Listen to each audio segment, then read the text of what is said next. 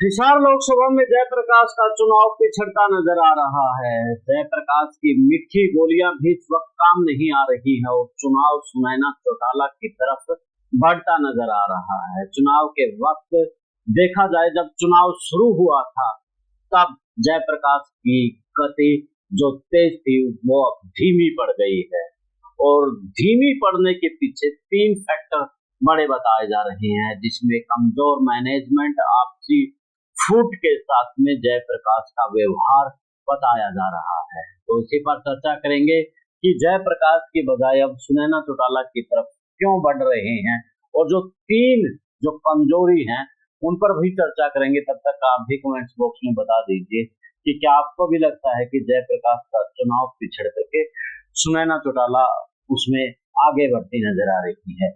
Comments box में राय दीजिए, channel को फॉलो, शेयर और सब्सक्राइब भी कर दे और लिंक को अपने साथियों के पास भी छोड़ दे व्हाट्सएप ग्रुप के माध्यम से। सभी को नमस्कार, राम राम। मैं कुलदीप खंडेलवाल, दावी से प्रेम न्यूज और हरियाणा न्यूज। हिसार लोकसभा की बात करें तो हिसार लोकसभा के अंदर अब चुनाव बदलता नजर आ रहा है। चुनावी माहौल जयप्रकाश की लोकप्रियता बढ़ा रहा था तो उसी गति से अब धीमा भी होता नजर आ रहा है। एक बात तो लगने लगा था कि रणजीत चौटाला के साथ में नैना और सुनैना की भी दाल गलने वाली हिसार लोकसभा में नहीं है, लेकिन जैसे जैसे समय बीता और भाजपा ने अपनी रणनीति बनाने शुरू कर दी और इसके साथ में जयप्रकाश की जो अंदरूनी कमजोरियां हैं वो भी चुनाव को कमजोर करती चली गई। जैसे कि मैंने बताया कि चुनाव की कमजोरी की कमजोर मैनेजमेंट, जयप्रकाश का व्यवहार और तीसरा जो आपसी गुटबाजी है, फूट है, वो भी कहीं ना कहीं जयप्रकाश को नुकसान कर रही है। तो सबसे पहले बात करें आपसी फूट के कारण से, यानी कि जो गुटबाजी है इस वक्त हिसार लोकसभा में, चाहे वीरेंद्र सिंह है, चौधरी वीरेंद्र सिंह है, चाहे रणदीप सिंह सुरजेवाला है, चाहे कुमारी सैलजा है, वो चुनाव से दूरी बनाए हुए है, तो कहीं ना कहीं इसका भी नुकसान जयप्रकाश को हो रहा है। खासतौर पर कुमारी सैलजा का जन्म स्थान के साथ गृह क्षेत्र भी हिसार लोकसभा रही है, क्योंकि हिसार के डाबड़ा चौक पर ही उनका मकान है कुमारी सैलजा का, और गांव प्रभुवाड़ा से वो है तो वो भी हिसार लोकसभा में आता है। तो कुमारी सैलजा से गुटबाजी भी महंगी इस वक्त जयप्रकाश को भारी पड़ती नजर आ रही है। हिसार लोकसभा में कुमारी सैलजा का अपना एक विशेष प्यार है, क्योंकि वो वहां पर रही है और कार्यकर्ता भी उनके साथ जुड़े हैं, समर्थक भी हैं। जब कुमारी सैलजा को लेकर के आपस में तालमेल नहीं बिठाएंगे तो कहीं ना कहीं उसका नुकसान तो होगा। कुमारी सैलजा के जो समर्थक हैं वो सरसा लोकसभा में उसके साथ ही नजर आ रहे हैं। हिसार लोकसभा में कहीं ना कहीं वो उनको नुकसान पहुंचा सकते हैं। इसके अलावा चौधरी वीरेंद्र सिंह की भी बात करें तो चौधरी वीरेंद्र सिंह भी उनकी टिकट कटने से आहत हैं, लेकिन अगर बात करें उनको मनाते, उनके साथ तालमेल बिठाते, कहीं ना कहीं वो फायदा जरूर पहुंचाते, क्योंकि उनका भी उचाना विधानसभा के अलावा दूसरी विधानसभाओं में भी एक अपना खासा प्रभाव है।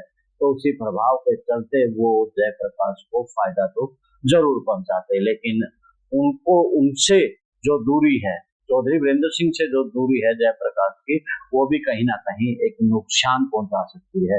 यानी कि हरियाणा के दो दिग्गजों से जयप्रकाश की जो नजदीकियां नहीं है, दूरियां है, वो बड़ा नुकसान पहुंचा सकती है। वीरेंद्र सिंह और शैलजा के बाद रणदीप सिंह सुरजेवाला को लेकर के भी बात करें तो रणदीप सिंह सुरजेवाला के भी हिसार लोकसभा की नरवाना तहसील में जन्म के गांव में सुरजाखेड़ा में जन्मे रणदीप सिंह सुरजेवाला और नरवाना में अपनी विधानसभा में अपनी सक्रियता के साथ में राजनीतिक करियर शुरुआत की, तो उनका भी हिसार लोकसभा में एक बड़ा प्रभाव है। लेकिन जयप्रकाश की दूरियां उनको रणदीप सिंह सुरजेवाला का भी नुकसान पहुंचा सकती है।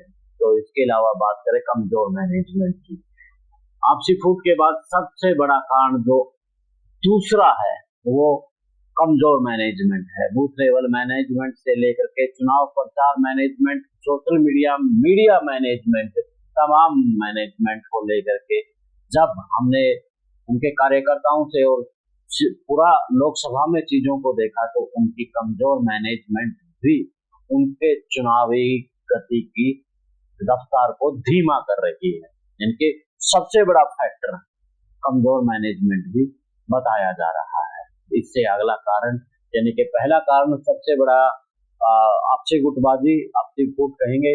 नंबर 2 कमजोर मैनेजमेंट। इसके बाद तीसरी सबसे बड़ी जो जिसके कारण से चुनाव धीमा हुआ है वो है जयप्रकाश का व्यवहार। यानी कि जयप्रकाश को आपने जो एक वीडियो भी वायरल हुआ था जिसमें वो अपने ही कार्यकर्ता और समर्थकों को धमकाते नजर आ रहे थे, और एक गांव के अंदर भी जब सवाल जवाब किए थे, पीछे एक वीडियो मैंने इसके ऊपर बनाई थी, वो देख भी लेना चैनल के ऊपर होगी। तो उन्होंने जिस प्रकार से अनाप शनाप बोला, वोटों को लेकर के भी कहा दे देना, लेकिन इस तरह की जो वायरल वीडियो थी उसका भी कहीं ना कहीं उनका असर पड़ सकता है। जो उनका व्यवहार है वो भी उसके चुनाव की गति को कम करता नजर आ रहा है।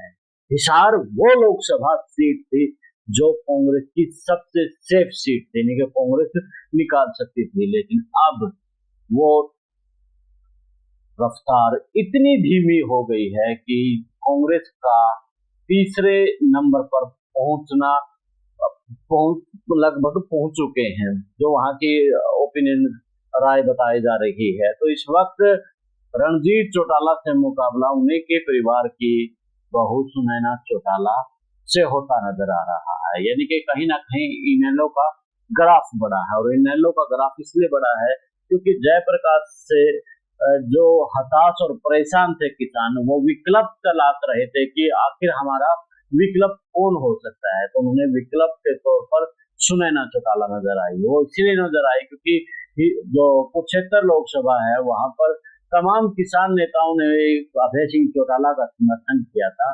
तो जाहिर सी बात है, जब किसानों नेताओं ने वहां पर समर्थन किया है तो उसका फायदा हिसार लोकसभा में भी होता नजर आएगा।